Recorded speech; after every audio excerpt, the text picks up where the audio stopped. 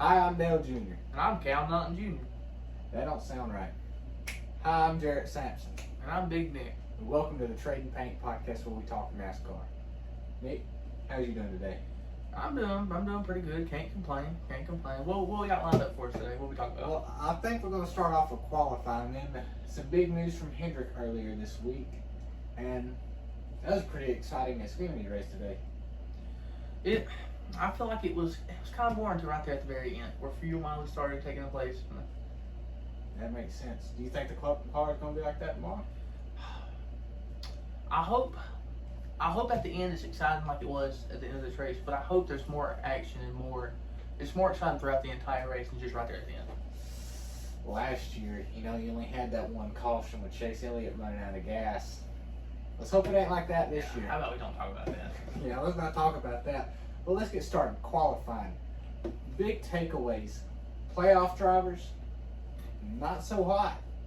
You have Truex, Bowman, Cindric, Logano, and Suarez are the only drivers in the playoffs to make it to that final round.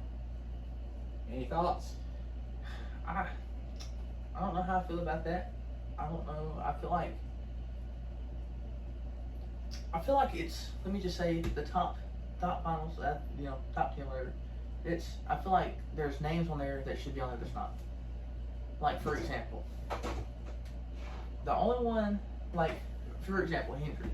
They have won the last, I do believe, 4 or 5 at Watkins. And the only one on there, Alex Bowman. Where's the rest of them? Well, funny you should ask that. First one out of the top 10, starting 11th tomorrow, William Byron. Then you got Chase in 14th. But then you have to go all the way back to 20th to see Kyle Larson's HendrickMotorsports.com Chevy. 20th. I wonder what happened with him today. Well, I was watching it, and it looked like he got a little offline on his first lap. And I don't know if it's the new tires they brought to Watkins, Glen, that they wear faster, because the drivers said they didn't think they wore as much as they thought they would. Because some drivers went out and, put up a better lap than they did the first time. Some drivers, not so much. When Larson went out his second time, I think he stayed about the same, if not fell off a little bit. Even Chase went out a second time, but what can I say? His second lap was a little bit slower than his first. Another thing that we need to talk about, that I feel like a lot of people's going to be talking about, is right above Chase at number 13, the number 8 car of Kyle Busch. Do you think this could be his week? No. You don't have no faith? No. Especially if it's like last year. Like I said, opening. Last year, they started at Watkins Glen, the field got spread out. These cars drive so well for these drivers and carry so much speed that once they get going, these drivers are so skilled, they're not going to make a mistake. The only caution last year is when Chase ran out of gas on the back of the track, and they had to throw the caution because he was stopped. After that, no caution. And I have to say, it was a pretty boring race, but I'm hoping with the playoffs looming, or not looming, they're here. The playoffs are here, and they're large.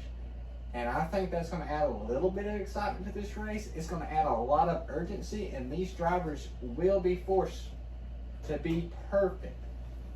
And guess what? Nobody's perfect. I'm pretty sure one of them's going to slip up, and we're going to have chaos tomorrow. Hopefully. A couple of topics I think we need to discuss that I saw. But first off, let's talk about Joey Logano. Coming off a win, how do you think he does? Well, let me put it this way. They talked about it the whole qualifying broadcast. We want to start off with the non-playoff drivers. Like I said, the playoff drivers did not do so well in qualifying. Is that because they're stressed? They're focused on making the perfect lap at a road course. I mean, it's hard to do. Add that with the playoffs, knowing, hey, I've got to qualify up front and get points. Them non-playoff drivers, that's why they did so well. They ain't got to worry about points. They're coming in strictly to win this race. They have nothing to lose. Guess what? Joey Logano won last week in Atlanta. He has nothing to lose. He is locked into the next round. He is here to win this race and gain 5 playoff points to put in his bag and carry home with him. another thing I wanted to talk about, and I feel like for me personally, a man who I thought was really good and dominated a lot, and just I have not seen nothing from him except disappointment this past couple weeks. That one right there, Denny Hamlin. Well, if you watch Actions Detrimental, you'll know why Denny's not doing so good. St. Louis, he picked up that dog, and hasn't fared too well since then. He said on his podcast that they might be getting rid of that thing for the playoffs at least, so he can win that championship. But starting 22nd, like I said, if it's anything like last year, it's going to take a lot of strategy to get him to the front, but I'm hoping for chaos. But based off of last year, I don't think he might get a top 15. Are you telling me he's blaming the Yes. dog? Yes. He's blaming the dog. Yes. I had another top that I was going to discuss. I'm trying to think of it. But while I'm thinking of it, let's go back down to right. Where did I see that man at? Right there. Harrison Burton. What do you think about him? He came in and honestly, I'm not going to lie, out of all the drivers, he was not nowhere on my list to make the playoffs. I don't think he's on anybody's list to make the playoffs. Look, this was the last place full-time team. So I think he was 33rd, 34th, somewhere right in that range going into Daytona. And we all know Daytona, complete wild card just like Talladega. They had that big one early. I say big, but it took out a pretty good bit of cars. Some cars stayed in. But it took out some contenders, took a little bit of the energy away from the pack. And he was one of the ones that took advantage of that. He kind of stayed up front, just like Daytona. You kind of get shuffled around. They have some big ones, and he was there at the end. He beat Kyle Busch to the line to win the race. That locked him into the playoffs. But do I think he's going to go far? No. Atlanta, bad luck last week, got into a wreck on the last corner of that race. And he qualified, 33rd, something like that. In this one, honestly, he's going to be in a must-win going into Bristol, and we know Bristol's tough as it is. He is not going to win that race. Speaking of Bristol, we have tickets to Bristol. We Yes. have to be at Bristol. Yes. We are going to try, now, keyword try, Try. to do some meet and greets with obviously drivers and try to get a little interview. Will it work? Probably not. We're two dudes from Alabama making a podcast in their kitchen. But But hang on, we do meet Ryan Blaney Friday, we right? do meet Ryan Blaney. At their local Walmart. Might have to ask him a couple questions. But got any more questions about qualifying? Yes, I do actually, now that you brought it up. That move, I forgot who made it. But it was a move that you said, now everybody's going to try to do that. Shane Van Gisbergen. Look where he's at. 3rd. They put them rumble strips in. I call them rumble strips. They're like you're going down the interstate. You get offline, you hear that. Yeah, they put a lot of those in one. Gotta think road course terms here. In one. Mm-hmm. When you come off of one, they used to swing out against that wall. But they put them strips in, and it was supposed to deter the drivers from doing that. But as we've seen, Shane Van Gisbergen just jumped up there, and that thing was loose, and he was sawing on it. But it got him into the number 1 in his first round of qualifying. Ends up 3rd. A couple other drivers tried to do that, but they're not SVG. They didn't do it right. This probably leads me into the last talk about qualifying. We talked about qualifying a good bit. But we say it's going to be a boring race, but we saw that worked out for him. Do you think, how many more people do you think is going to try that in the actual race, especially with it being playoffs? And do you think it's going to work out for them like it worked out for Jesus? No, but I will say, they're going to try it right off the bat. Because a lot of these, like I said, these playoff drivers did not qualify well, and they know they've got to go forward fast. Because if it's anything like last week and last year, and this field gets spread out and no cautions happen, they've got to make their passes on the start when they're all grouped together. And that's going to lead to them going anywhere on the track to make a pass. Do I think that's going to lead to an early wreck? Yes. One more thing about qualifying. It's going to be, people need to pay attention to every part of the racetrack, because we have playoff drivers qualifying all the way from 2nd to 33rd, I do believe is where. Yep. 33rd. So they're going to be playoff drivers throughout the entire pack. So just pay attention. Make sure you're watching all these moves, because it could be a playoff driver and it could possibly knock a couple of them into playoffs. A couple of them get to a bad wreck. They ain't got no way, no more way to gain points. I mean, Bristol being the cutoff, we could see possibly a couple people who people thought, may could go on to the next round. Just first round by. One more thing about qualifying. We just talked about possibly meeting him Friday. Look where Ryan Blaney qualified. 30th. You know he's going to make aggressive moves to get up early, because he knows he's got to make some moves and pass cars, or he's not going to get any points at all. That's our defending series champion. Do you think this race can set him back and possibly put him in a must-win? I think for every driver except for Joey Logano, no matter this race, it's going to put a lot of them in a must-win. Because, well, at least 4, next round playoffs. Yeah. Well, that's enough about qualifying.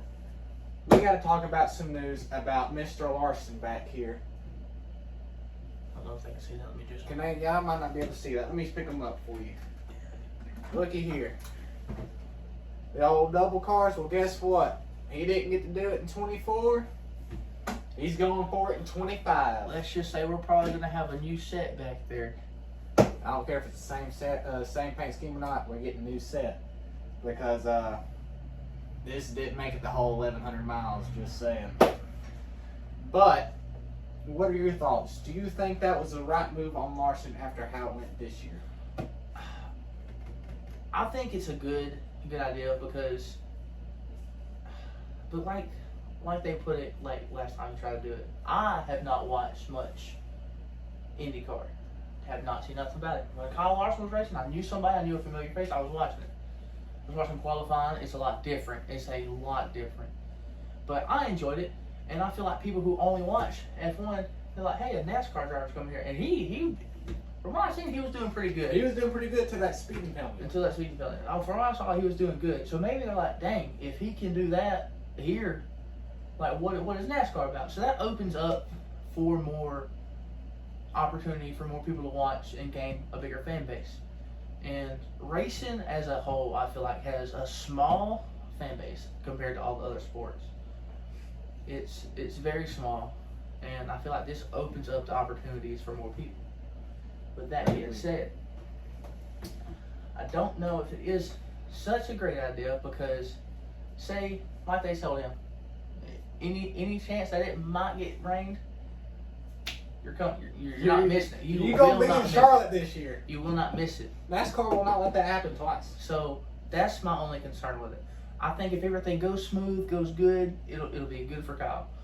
The only thing is, what happens if he wrecks and he gets hurt, and then boom, he misses again? Now they'll probably be more lenient with.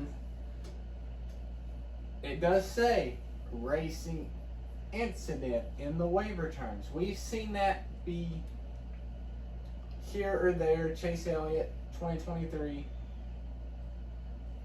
gets hurt, breaks his leg on a snowboarding accident. NASCAR gave him the waiver. Wasn't a racing incident. Kyle Busch, what was this, 2016, 2015, somewhere right in there, crashes in the first Xfinity race at Daytona that year, breaks both his legs. NASCAR gave him the waiver, racing incident. He comes back, he wins the championship that year. But will NASCAR be more strict with their rules? And if he wrecks this F1 car, I just said F1. I had it right the first time. This Indy car, I was thinking of Max Verstappen and the Kyle Larson debate there for a second. Let's throw that out the window. Let's say he wrecks this Indy car and he gets hurt. will NASCAR say, hey, you wasn't doing NASCAR stuff. We're not going to give you this waiver. Or, hey, we warned you. You go to Indy, you're probably not going to get a waiver. Or will they say, hey, this was a racing I was incident. gonna say it is a racing We incident. will give you a waiver. But they did tell him. They pretty much told him he's got to do that. That's. I mean, I guess that's a May question. We'll see. We don't wish Kyle Larson harm. But we're talking about the what ifs here. What ifs? We always talk about what ifs. Speaking of what ifs, well, it's not really what ifs. Did they? I didn't watch all of it. I watched clips. I watched here and there. Mm-hmm. Did they announce the paint scheme? No. They did not. They did say. I think they said it was a little bit different. I don't know what that means. Do you think? Honestly, I wouldn't mind seeing. You see how? Well, they can't see. Well, I'll set it up here for them. But it has the blue, the white, and the orange. What if they just take it and invert the colors? Like keep the white the same, but invert the orange and the blue. I feel like that would be great, but I think they have to keep the blue number 5 right here. But yes, I do like. It would look more like this Indy car, actually. Yeah, they could make it the Cup Series car more orange, and I do like that idea. that's a good idea. Or they could honestly just you never know with them. They could go a completely different direction. He'd come out and that thing be neon yellow. Who knows? Speaking of neon yellow, did you see his hat at Atlanta? I did see that hat. He might have wrecked on the backstretch, but let me tell you, everybody in the grandstands knew where he was as soon as he got out and put that hat on. You Yeah, could see him 2 miles away. But like a walk-in traffic light. talking about today, we're going to move on from the Kyle Larson, the Xfinity race today. We are talking about how this Cup race could be a wild card. The Xfinity race was a wild card. It was kind of iffy at the beginning, but at the end it ramped up with the fuel mileage, the wrecks, one of them having a mechanical failure. Pretty sure that was Matt DiBenedetto. And Connor Zilic, if I'm saying that last name, I'm pretty sure I'm close. First ever Xfinity race, driving the number 88 for Dale Jr. Goes out and wins it through all that chaos. Saved his fuel better than Ty Gibbs, a Cup Series playoff driver, and won the race. Your thoughts? Did you say it was his first? First. I think that's pretty impressive. They showed a short list of people who have done that in the Xfinity Series, and I can't remember all their names, but on top of that list was Dale Earnhardt, Sr. Now, I have a feeling I know what people are going to do. From what I've heard, he's pretty good. Do you think they're going to make comparisons between him and Dale Jr.? No. Same number? You don't think they're going to be like, hey, this is him, this is the next big thing? No. Junior. Now he is only in Xfinity Series. Oh, I didn't even tell you he's only 18 years old. Only 18 years old? 18 years old. That's ridiculous. But no, I do not think he's going to be the next Dale Jr. I think we already have the next Dale Jr. Chase Elliott, because both of their dads was in the sport, and then they came up with their dads, and now they're in the sport. So they're kind of the same there. But Chase Elliott has a championship. They are also big fan favorites. Yes, huge. Big fan favorites. Being only 18 though, and winning your first race, like that's got to be such a huge accomplishment. Oh yeah, he was about crying when he got out of the car. I'm excited for him. I can't wait to see what his career lies. He's going full time next year in that 88. Do you think there is a spot in the Cup Series for him? No. Not yet, of course. Give him some time. But do you think he will be eventually? He's only 18. He needs to spend at least 2 or 3, maybe even 4 years in the Xfinity Series. He pretty much knows the rules and what you need to do in your head about racing, how to race clean and all that. But I figure the Cup guys do it 20 times better. They're 20 times more aggressive, and if he were to just do a year or two in the Xfinity Series and go in there, he's not going to be worth a crap, and he's going to get discouraged. So he needs to spend a good bit of time in the Xfinity Series before he moves to Cup. Speaking of Cup, you asked if there's a spot open. I've been seeing rumors that the 48 car might have a different driver next year. Alex Bowman might be out of Hendrick. I've seen rumors that Hendrick has 5 Cup drivers. I did see something that we have 5 drivers and 4 cars. Now, unless they're gonna carpool, I don't know if that's gonna work. Yeah, I don't know about that. I don't think they got passenger seats in these cars. Man, you imagine that'd be. I'd watch that race. Would y'all think about it? One of them steering, the other one braking gas. But gotta work together like a tag team. I'd watch that. I don't know what they're gonna do next year. I really don't. What you imagine they just throw us all a wild card like Larson's done. If they do that, I'm pretty sure NASCAR's gonna be outraged. And Hendrick Motorsports would be crazy to do that. I don't think they'll do that. Obviously, Kyle Larson is one of the As biggest. they keep saying, they keep calling him the best driver in the world. He's pretty good, but is he the best? I don't know. I think we need to have that Kyle Larson, Max Verstappen. Well, I mean, all I'm saying, if he's the best, then why did he qualify 20th? I'm just saying. Why did he go out of line? I was just saying. Anyway, we're gonna leave qualifying again. I know I got back up on that topic. But we were talking about Connor Zillage in the 88. Mm-hmm. Mentioned going to Bristol this weekend. Can Dale Jr. take that 88 back to back? Can he end up in victory lane? He always can. I think we can cut this off now. We don't need this for right now until we think of another topic. I think it's possible. It's always a possibility with Dale Jr. behind that car, behind the wheel of that car.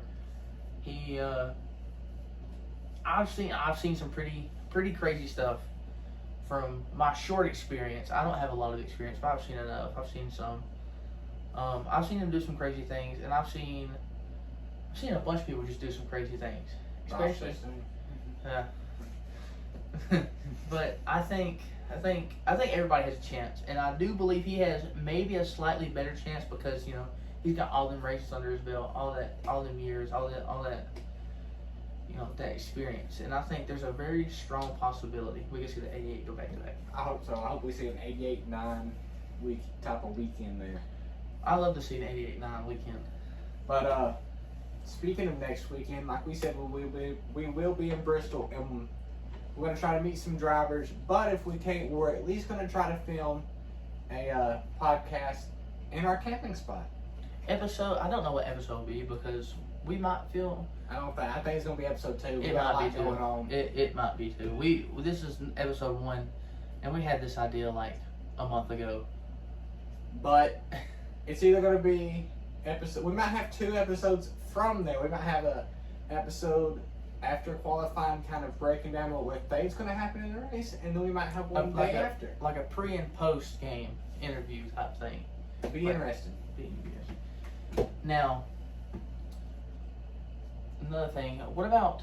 I know a lot of people don't watch it. What about trucks? Trucks. I haven't been keeping up with them lately. I don't even know. I'm pretty sure they're in their playoffs. They run Thursday night, which is when we will be showing up. Who knows? We might find some cheap tickets and end up there. Very good possibility. Now, do you have any topics that you on your mind about NASCAR that you want to discuss? I want to talk about Chase Elliott on the road courses. He was dominant in the old car, right? Yes. We get this new car, tough for everybody, but everybody's hounding. He's not doing good. He's not doing good. He's not doing good. I don't think his talent has went away. I think this car has made it so equal that it's kind of hard to show your talents. And it's not like he's had a lot of bad runs in this car on the road courses. He finished second last year at Indy. He was doing top 10-ish, okay-ish at Watkins last year before he ran out of gas. Now, correct me if I'm wrong. Isn't Watkins he got his first race there? Yeah. First win there. Yeah. But so like I said, old car. But he has a win. He has 2 wins there, doesn't he? Yes. His yes. first win, he got another one. So I think he won back-to-back years. He knows, and so does Larson. Larson has 2. So they two, we need to watch out for them because they obviously know at least something about this track. I want to bring up, you said Larson has 2 and Chase has 2. Chase should have 3 and Larson should have 1. 2022, like we said, first year with these cars, right? Everybody's complaining, hey, Chase hasn't been here in the road courses with this car. Chase dominated this race in 22, and a late race caution came out, and Chase tried to be a good teammate. Was it a dumb decision? Yes. Chose the outside going into 1, and Larson used him up. Chase ends up finishing 3rd, I believe, in that race because he fell back so far after Larson used him up, and Larson went on to win the race.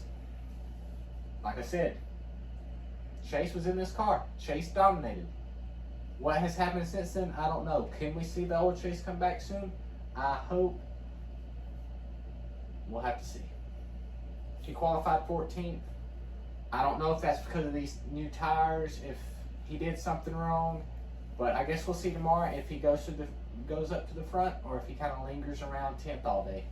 He has his days where sometimes he's had his days where he'll stay in the back 95% of the race, and then right there at the end he's boogieing. He's up in there. Like I don't remember. Speaking of Chase and all this, what happened? I know you was very upset about it. I know a lot of people was upset about it. What happened? I forgot what race it was. I'm sorry. I apologize. It was, he was listening to the scanner, and he got hit. And it didn't look like there was no damage on the car. Daytona. It was Daytona. My bad. So, It didn't look like there was no damage on the car, and he even said it was fine. They was like, you're done. Okay, so what had happened, trust me, I watched this wreck 100 times because I was pretty ticked off about him leaving the race. It looks like he got hit in his right rear wheel and it knocked it out. Chase probably wasn't feeling it as much because he's steering with the front wheels, obviously. But you'd think that car would be tracking a little bit, but on the TV it showed it was normal. I was watching his in-car camera, it looked like it was straight. Chase even said it was okay. Maybe, I seen an interview where he said he didn't go fast because they was under caution. It could have been dangerous for him to go fast. He could have not felt it going slow, and as soon as they go fast, it just completely lose control. So I think when they pulled that tire off and they seen the damage under there, the crew knew, hey, let's make a couple laps under caution, try to get a little bit more points, because at this point, we were still racing for the regular season championship. Didn't end well, ended up 3rd in that. But they thought, hey, run a couple laps. As soon as they get ready to go green, you're going to come in. And like you said, when they showed the car for a split second on TV, it looked like it was totally unscathed. But after watching that wreck, you can see him kind of, when he shoots sideways to the camera, you can see that wheel bent in a little bit. Speaking of regular season, 1 point behind Oh, I knew this was came coming. in Kyle Larson. If he would have been there, At Charlotte. he would have won.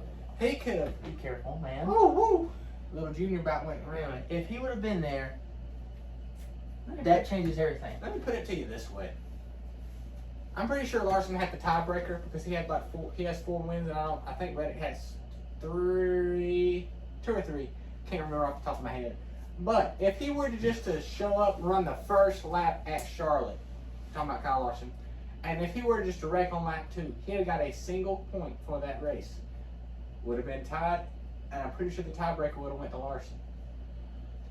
And you know how valuable them 15 points would have been after last week, him being one of the first cars out. So Another thing I want to talk about, since episode 1, we're just pretty much covering everything that's happened over the season because it's almost ended. Getting playoffs big. There's going to be plenty more stories, but how do you feel about drawing a blank? Austin Dillon. How do you think about that move he pulled? I'm going to kind of say it how Dale Jr. said it. Everybody was comparing that move to something Dale Earnhardt had did. No. Earnhardt, kind of rough you up, bump you. He might just flat out wreck you. But he didn't wreck 2 cars in one corner, okay? He didn't come up and say, hey, I'm going to send you and spin you out, and then, hey, you're passing me on the inside, I'm going to right hook you. That's not okay. I know the spotter, wreck him. I'm pretty sure everybody who's wanted to see it has seen the clips. Even though Richard Childress says it never happened, it's clear as day. The spotter said, hey, that's on me. I told him to do it. But you have some responsibility for putting that thought in his head. But at the end of the day, he is the one behind the wheel. Honestly, I don't even think. In Austin's mind, I believe, yeah, you hear him. I feel like, but you're coming off of turn 4. You're not going to listen to him directly. Obviously, they hear it clear and all that, and they're going to react to that. But I'm pretty sure when you're coming out of 4 on the last lap, you don't give a crap whether you're clear or not. You're going to make whatever move. That's what I was going to say. So I think no matter what, he's going to tune him out. I think Austin made the decision himself to turn down. That's what I was going to say. I feel like if he didn't, even if the spotter didn't say anything, I have a feeling he had that mindset. I got to do this for this win. And they all say, hey, Hamlin came up on his front end. I don't think so. NASCAR said the SMT data showed him turning down and all that. I think he intentionally wrecked Hamlin. And everybody's like, hey, that was for a race win, let it slide. Bubba Wallace, 2022, I can't remember the track. I want to say Kansas, Michigan. It was one of the mile and a halves. Him and Larson kind of got into it, and he just literally right hooked Larson right into the wall. They got into it a little bit in the grass. NASCAR suspends him. Chase Elliott, Denny Hamlin, Charlotte, 2023, last year. Chase makes a dumb decision, knowing he has to get points to get into the playoffs because he had that waiver. Hamlin squeezes him up a little bit into the wall. Off of 4, and he comes down and hooks Hamlin and takes Hamlin out. That's a race suspension. I don't think taking the playoff spot away was enough for him. I think he deserved a suspension. I agree. They deserved a monetary fine. And obviously the points I agree with, but he should have been suspended. And to go on with that, the Logano fine. I do not think Logano should have got a fine for that. One, it was a little dangerous. It was dangerous. I don't know. I think that he had every right to be mad. He had every right to be mad. But like you said, that was. I could see why he got a fine. But that's NASCAR's fault. That's 100% NASCAR's fault. You want to know why? It's NASCAR's responsibility to keep people off the pit road, a live pit road. This race is over. These cars are coming down pit road to park. They know that. They should not have let his family on pit road like that. And was his aggression level right there and a little close? Yes, but they shouldn't have been there in the first place. And NASCAR should have known that. 2 things. One, Logano is, to me, from what I've seen for this, he is like innocent, like pure. Like he is so nice. For him to get he was going into 3 and 4 with like a 3 or 4 car length lead, and all of a sudden, bam! For him to be that mad just proves how much he cares about. I seen the old Joey Logano come out. I ain't seen that Logano in 3 or 4 years. Another thing, how do you feel about one, the appeal saying, hey, waste of time. Okay, that was a waste of time. How do you feel about the second appeal? Waste of time times 2. Okay. You would think after you go, hey, I didn't rake him on purpose. I didn't do that. I don't think I did that. And NASCAR's like, well, no, yeah, you did. And then you're like, you know what? Look at it again. It's the same. It's gonna be the same thing. What are they gonna do? Go? I feel it's like one of them college football things, where it's something like happens and they review it and like, oh no, he didn't get that. And they come back to the coach and tell them before they tell us, and the coach is like trying to persuade him. I feel like that's what Richard Childress was trying to do. Hey, if I slip this $20 in your pocket, I'm gonna throw this a red flag. I'm gonna challenge it. You're gonna look at it again. Here's $20, red flag. Let's look. Yeah, no, you didn't get it. You still no, and I'm keeping the money. And I'm keeping the money. But I think we've just about covered everything going into Watkins Glen. We anything else you want to talk about, like from past races? Because like I said, we need to cover more since it's being the first episode and we're starting pretty late in the season. We can talk about that. A lot of stuff has happened to get to this point. you know what? I got something we can talk about. Talk about the playoffs. Do you agree with the winning you're in? Because that puts people like Harrison Burton, who was 34th, which is last in the full-time drivers, in the playoffs. And then you got Austin Cindric, who's had a kind of decent year, but he's not one of the top 16 drivers. You've got people like Ross Chastain, Kyle Busch, not in these playoffs because of that. I feel like a part of me wants to say yes, and a part of me wants to say no. Yes, because if you win a race, you should be able to go whatever. But maybe if you do it like they could do it, because Kyle Larson won like four races this year. Maybe you do like, hey, you win one or you win 2-3 races, guaranteed into the playoffs instead of just one, because that's gonna put more racers to actually win a race for stage points, and it's gonna make them want to win because they gotta win more than just one race. Mm-hmm. They can't win one race and go, I'm gonna sit in the back of the pack. I'm not gonna. But like, you win 2-3 races, and boom, guarantee you're into the playoffs.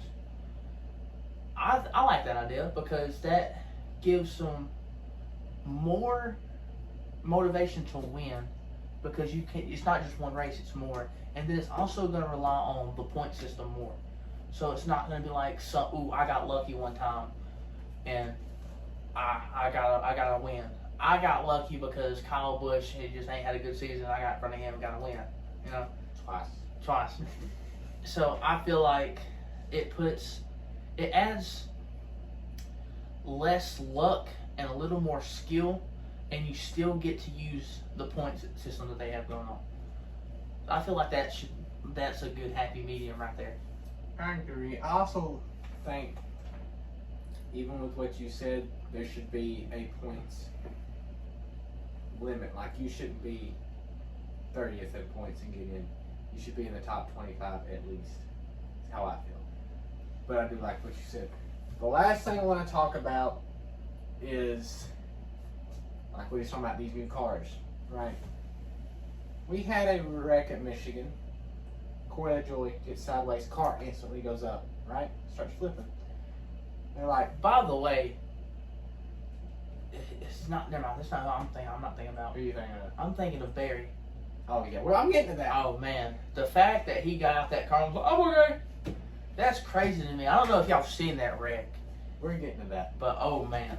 But continue. I'm sorry. But they keep asking why. Right here, I know you probably can't see it way over there, but there's a piece of glass or plastic right here, right? Mm-hmm. Well, they decided they was going to put one on this side of the car also to help. Here's the problem. Let's look at, this is a Chase Elliott car from 2017. Y'all can see, you can see the gears, nothing right there, right? Right. And get through that easily, right? Let's look at a Chase Elliott car from 2024. What is that, Nick? Flat. Flat plastic, or it's not plastic in real, on the cars. It's like a metalish type thing, but it's just flat. There's nowhere for air to go. Acts like a kite. It's just gonna lift it up. Yeah. So like, let's say this car gets sideways and starts to head up. The air can come through here, which these don't open because it's a die cast, and there's flaps right here. The air can escape. That is supposed to help the car sit down. That's why these come up right here. Helps keep the car down. Same for this. They have the flaps right here. I don't think these come up. But they have the flaps right here also. But the thing is, when this car gets sideways and goes up, this flat diffuser type thing right here, the air hits that and over goes the car. Because, yeah, these flaps are here. Yeah, they're going to come up when the car gets backwards or something and the air's pushing this way. But if it goes here, that air ain't got nowhere to go. So I'm pretty sure that's why these cars are going up. Why NASCAR won't look into that, I don't know. But that's my take on that. But other than that, that's my little rant about that. I think it's pretty simple. Let's try to find something. These cars have not been that great since we got them. I think NASCAR needs to be looking ahead, saying, "Hey, we got to find a different car that can race good, keep us entertained." Because this car has not brought great racing. You see the super speedways where they stay side by side because they can't do nothing with them, and these short tracks just have been lackluster lately. I think they need to not go back to the old car, but bring a new car in similar to it. Oh, you know, we talk about Barry and how he raced pretty bad, but you talk about changing cars. I saw something. I do believe I saw on Instagram about NASCAR going with electric cars. I knew you was going there. I don't know how I feel about that, because that changes. What you gonna do? I gotta pit. Somebody throw me a battery. I gotta charge this thing. Let me plug it in for about 5 seconds. Let me plug it in for 5 seconds to get a % of power. When you go to the race, yeah, the race is amazing. What do you really go for? You go for the smell of that rubber, the smell of that smoke when they get sideways, the smell of that gasoline. For one, if you have an electric vehicle, you're not gonna go fast enough to burn rubber. It's gonna go from vroom vroom vroom to.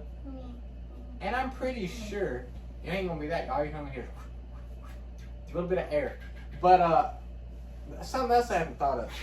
These gas power cars, if they hit hard enough into a wall, they catch on fire because of the gas. But if you have a big battery running these cars, because you gotta have the car running, all the electronics inside the car, the cool suit, all that kind of stuff running. Let's say a battery like that hits a wall. I don't think you gotta worry about fire. I think you gotta worry about an explosion there. I don't think that's safe. Stick with the gas. I agree with that. I think you stick with the gas. I just think there's nothing quite like it when you hear those magical words of drivers start your engines. There's something about it. Not driver start your engines. Yeah, that's how it be. That's how it be. But did they start their cars yet? Well, they're moving. I guess they did. Are there the cars moving? How fast is he going? 26 miles an hour. Oh. But I don't know. I don't think electric car would be. No, I don't think it's gonna be good in NASCAR. I don't think they should bring it in. I don't think they should either. Maybe have a different series with electric car and see how that goes. But I don't think it should ever be in the main series now. I don't think it should. I think it should stay that. But like having like its own separate thing, that could be interesting.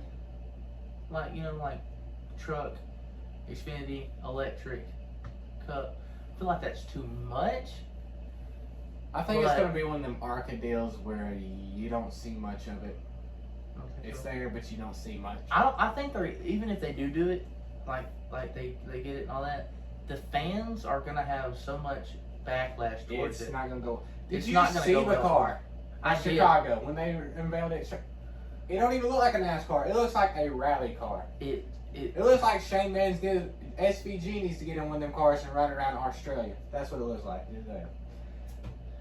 Speaking of around the outside, how do you feel about? I didn't like him at first, and then I'm like, I'm not used to it. And then me and you was watching the door bumper clear on TikTok, and all we hear is around the outside. And we've been hooked since. I've been paying attention to it, and it's spot on. Because I wasn't paying attention to I heard him, that's a different accent. It's kind of weird. But I wouldn't mind. I'm watching the race. But ever since I heard around the outside, I'm like, it's awesome. And it's split. It's either you absolutely hate this dude or you absolutely love him. There's no in between. There's no in between. At first I was like, I don't like this. And then I'm hooked. Every time I hear that man talk, around the outside comes Harrison Burton in the 21 car. It's amazing. It's awesome. I love it. But I think we did pretty good for our first podcast. I hope people watch. We will be in Bristol this weekend. Y'all better tune in, alright? We will be there, and we will attempt, like we said, we're going to attempt to talk to some drivers. Will it, like I said, is it going to go good? Probably not. And have a TikTok. We'll be posting videos from Bristol there. I do believe it is at Trading Paint 88.9 or 988. It's one of those. It's one of the two. And we have a Instagram. I think it's pretty much. I think it's just Trading Paint Podcast. It's got the same profile picture as our YouTube, so you should be able to find that. We're gonna be posting stuff, pictures from Bristol, all kind of stuff, and maybe if y'all want, we can post bloopers. We can post. You know what happened like right before this podcast bloopers. Yeah, we recorded it for like 10 minutes and then completely messed it up. Had to restart. If y'all want to see that, we can do that. Just tune in. Just if you enjoyed this, just a conversation about NASCAR, y'all wanna just tune in. We're gonna have a lot more coming for you. You have anything else you want us to talk about? Leave it in the comments. Anything that you feel, your opinions. I'd love to hear some opinions. Yes, I would. Because it'd be cool if we got to do a live show one time and they got to. That'd be cool. Because some of the opinions, in my opinion, are just wrong. So I like reading them, and I want to see who all agrees with me and who all disagrees. I kind of want to see. And even if I do think you're wrong, I will still entertain your argument because maybe I'm wrong. Maybe you're gonna prove something to me. I just like the people that you make one say one of your opinions and they think you're stupidest guy on earth. I also like reading those. You know. Oh yeah, you're like, yeah. Well, I think Chase Elliott's a good driver. You're an idiot. You're an idiot. He's the worst driver in the league. Well, that's just my opinion, buddy. Calm down. For real. Like, who's your favorite driver? They're gonna say something like, oh yeah, well, my favorite driver, Bubba Wallace. Let's not bring that up. My favorite driver, Kyle Busch. I'm not gonna lie, I didn't like Kyle Busch at first. He's growing on me. I think we need to end this podcast. Yeah, this has been going for a decent minute. You've been rambling for a little bit. But hope you enjoy it. Hope you come back. And like we said, this is the Trade Paint Podcast. All things NASCAR. See you in Bristol. See you in Bristol. And we're out.